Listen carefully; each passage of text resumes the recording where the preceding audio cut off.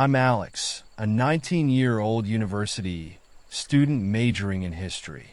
Since the beginning of the semester, something unexpected happened, something I never thought possible.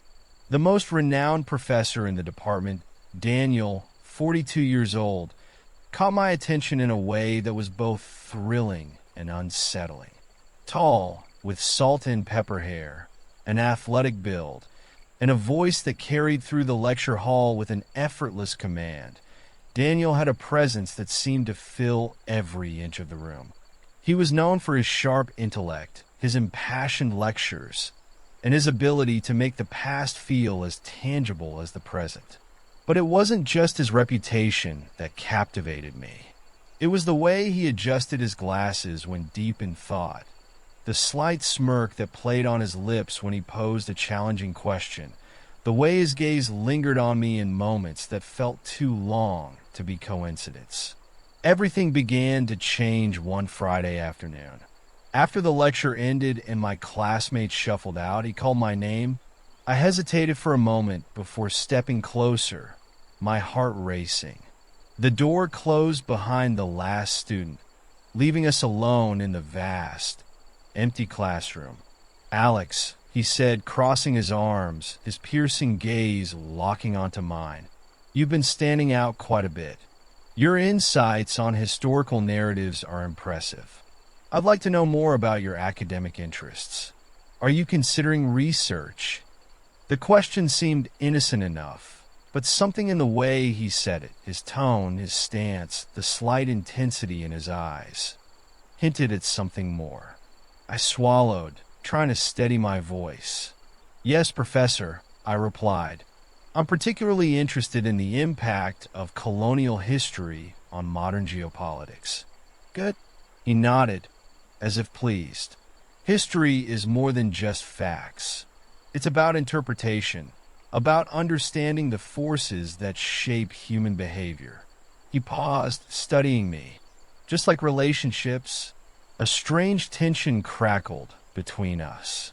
I felt it in the way he held my gaze a beat too long, the way his voice dropped just slightly. Before I could respond, he turned, picked up a folder from his desk, and handed it to me. "Here are some articles you might find useful," he said. "If you want to discuss them further, my office is always open." I left the classroom feeling restless. That night, I couldn't stop thinking about the conversation. The words seemed to echo in my mind, blending with unspoken questions. Had I imagined it? Or was there something there, something beyond academics? By Monday evening, my curiosity had won out. As the sun dipped below the horizon, I found myself outside his office door. I knocked, my pulse drumming in my ears. "Come in," his voice came from inside. I stepped inside, closing the door behind me. The office was dimly lit, the golden glow from his desk lamp casting long shadows across the walls lined with books. He was seated at his desk, but as soon as he saw me, he smiled and stood. "Alex, I wasn't sure you'd come. I wanted to talk more about the articles." The excuse felt weak, but it was the only thing I could grasp onto. He leaned against his desk, his arms resting casually at his sides. The space between us was small, too small. The air felt charged with something unspoken. "I wanted to talk about something else," he said, his voice softer now. "About the connection I think we both feel." My breath caught in my throat. My instinct screamed at me to look away, to deny it, but I couldn't. I held his gaze, trapped in the weight of his words. "Professor, my voice faltered. "You don't have to say anything," he murmured. "Just answer me this. Have you ever thought about me outside of this classroom?" I hesitated. Every part of me was warring against itself. But finally I nodded. "Yes." A slow smile played on his lips. He took a step closer, his presence overwhelming. My skin burned with anticipation, with uncertainty. "We don't have to do anything you don't want," he he said, his voice barely above a whisper. His fingers brushed lightly against my hand, a feather-light touch that sent a shiver through me. But I need to know, how far are you willing to go? For a moment, I leaned into him, into the warmth of his presence. But then something inside me snapped, pulling me back. I can't, I said, my voice cracking. Daniel studied me for a long moment before nodding, stepping back. I understand. The tension between us never fully disappeared after that night. In class, we exchanged glances that lingered too long. His comments on my work carried an undercurrent of something unspoken. It was a secret that only we shared, a boundary crossed but never fully breached.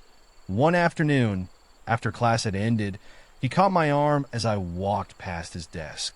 "Alex, a moment?" I turned, trying to mask the nervous energy thrumming through me. "I want to apologize," he said, his voice even, "for that night in my office." His words were measured, but his eyes told a different story. There was no regret there, only quiet understanding. "It wasn't your fault," I murmured. "I feel something too. I just don't know what to do with it." He exhaled slowly, as if weighing his next words. "You know, Alex, not everything we feel is right or wrong. Sometimes it just is." His words struck something deep within me. He took a small step closer, shortening the distance between us once more. I felt the world around us shrink until there was only him, only this moment. "I don't want to pressure you," he said, "but sometimes the unknown is worth exploring." Before I could respond, he picked up a book from his desk and placed it in my hands. "This is for you. It's about the limits society imposes on connection, and when they should be questioned." I took the book, feeling its weight, but knowing the true weight lay in his unspoken meaning. I spent the entire night staring at the words, but all I could think about was him. By the next week, I knew I couldn't ignore it anymore. The question wasn't if I wanted to cross the boundary. It was whether I was ready to admit it. That evening, I found myself at his office door again. This time, I didn't hesitate before knocking. "Come in?" As I stepped inside, he looked up, surprised, but something in his gaze shifted when he saw me. "I read the book," I said, my voice steady, "and I think I understand what you meant." He set the book in his hands aside, standing slowly. "And?" I took a deep breath. "I want to try." Daniel's expression was unreadable for a moment. Then a slow, knowing smile spread across his lips. "Are you sure?" I nodded. "I am." He stepped closer, closing the space between us. His fingers reached for mine, tentative yet deliberate. My breath hitched, but I didn't pull away. "You can still change your mind," he murmured. I shook my head. "I don't want to." The tension between us finally broke as he leaned in, his lips brushing against mine in a slow, deliberate kiss. It was the crossing of a boundary, the start of something unknown. But as his hands gently traced my back, pulling me closer, I knew one thing for certain. There was no turning back now. The kiss was slow, deliberate, and utterly destabilizing.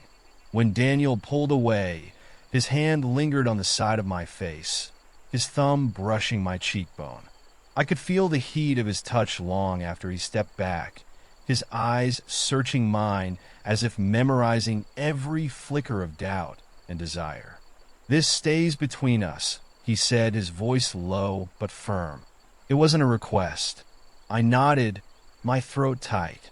The gravity of what we'd done, what I'd chosen, settled over me like a fog. I had crossed a line I couldn't uncross, and yet, as I left his office that evening, my lips still tingling, I felt a reckless exhilaration. It was the thrill of a secret, of being chosen by someone who seemed untouchable. But secrets, I would learn, have a way of warping reality. For weeks, we existed in a fragile equilibrium. Daniel never reached for me in public, never let his gaze linger too obviously during lectures. But in private, the rules dissolved. We met in his office after hours, the door locked, the blinds drawn. He'd poured 2 glasses of whiskey, a habit I pretended to enjoy, and we'd talk about everything and nothing. My thesis on colonial cartography, his disdain for the university's bureaucracy, the way Pliny the Elder described the stars. But the conversations always spiraled back to us. "You're unlike anyone I've ever taught," he said one evening, swirling his drink as he leaned against his desk. I was perched in the leather chair, usually reserved for academic advisement, my knees pulled to my chest. Most students regurgitate theories. You challenge them. "Is that why you're doing this?" I asked, the question bolder than I intended. "Because I challenge you?" He smiled, a faint, dangerous thing. "Because you make me feel alive." The words should have unnerved me. Instead, they ignited something reckless. I stood, closing the distance between us, and kissed him with a hunger that surprised us both. His hand slid into my hair, tugging gently as his mouth claimed mine. It was electric, addictive, a drug I hadn't known I craved. But later, as I walked back to my dorm under the cover of darkness, guilt crept in.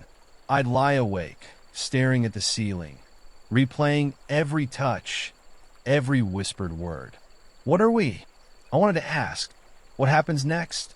But fear kept me silent. Fear that the answer would shatter the fragile illusion we'd built. One evening, long after the last class had ended, I found myself outside his office once more, my fingers hovering over the door handle. The hallway was empty, the air thick with something unspoken. I could still taste him on my lips, still feel the ghost of his touch on my skin.